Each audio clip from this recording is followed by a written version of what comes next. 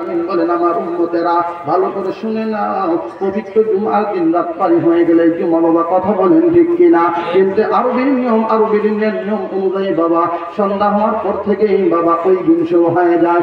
আমার বন্ধুগণ, আল্লাহ রাব্বুল আলামিন এই মানব জাতিকে সুন্দর কিছু শিক্ষা দেওয়ার জন্য বাবা নবীদের নবী, সমস্ত পৃথিবীর নবী বাবা। শুধু তাই নয়, এ থেকে জেড পর্যন্ত কেপিক্যাল লেটার যেমন গুরুত্বপূর্ণ দুনিয়ার হাইসতে বাবা, তদ্রুপভাবে বাবা আদম থেকে নিয়ে ঈসা আলাইহিস সালাম পর্যন্ত। শুধু তাই নয়, আমাদের নবী হলেন লাকাদ কানা লাকুম ফি রাসূলিল্লাহি উসওয়াতুন হাসানাহ। আল্লাহু আকবার।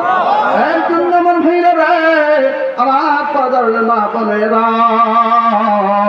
আল্লাহর পয়গম্বর সরওয়ারে কায়নাত বলেন, ও আমার উম্মতেরা, তোমাদের মা বাবা যাদের দুনিয়া থেকে বিদায় নিয়ে চলে গেছে, তোমাদের মা বাবা চলে যাওয়ার পর আমি আল্লাহর পক্ষ থেকে এমন একটা কোরআন পাইছি, উম্মতেরা শোনো। কোন ব্যক্তি যদি সূরা ইখলাস একবার করে বলেন, কয়বার?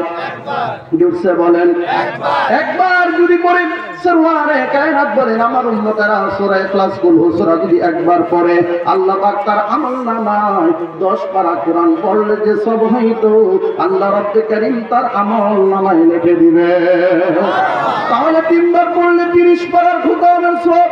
ও মুসলমান, কোন সন্তান যদি থাকো, মা নাই বাবা নাই, ওই কসম নামে আল্লাহর নামে কসম খেয়ে বলি, যুবক, হে যুবক, তুমি যদি পারো তোমার মায়ের কবরে সালাতুল ফজরের পরে বা সালাতুল জুমার পরে, সালাতুল আসরের পরে বাবা, এই 3টার সময় যদি কোন সন্তান মা বাবার কবরের পাশে দাঁড়াইয়া সূরা ইখলাস যদি 3 বার তেলাওয়াত করে দোয়া করে, আল্লাহর কসম দুনিয়ার কারো দোয়া কবুল হোক বা না হোক, ওই সন্তানের দোয়াটা মা বাবার জন্য কবুল হয়ে যায়। কন্যা মারহাবা।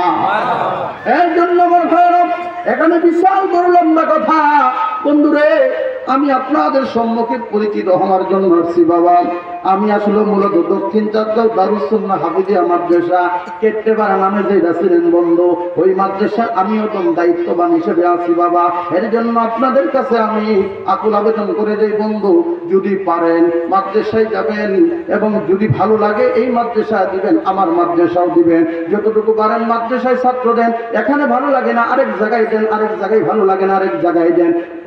শেষ পর্যন্ত কথা হলো এটি জানলাম বাবা, সূরা ইখলাসের সন্তান তৈরি করেন, আল্লাহর কসম আপনার কবর আল্লাহ জাহান্নাম কোনোদিন দিতে পারবে না, আল্লাহ জান্নাত দিয়ে দিবে।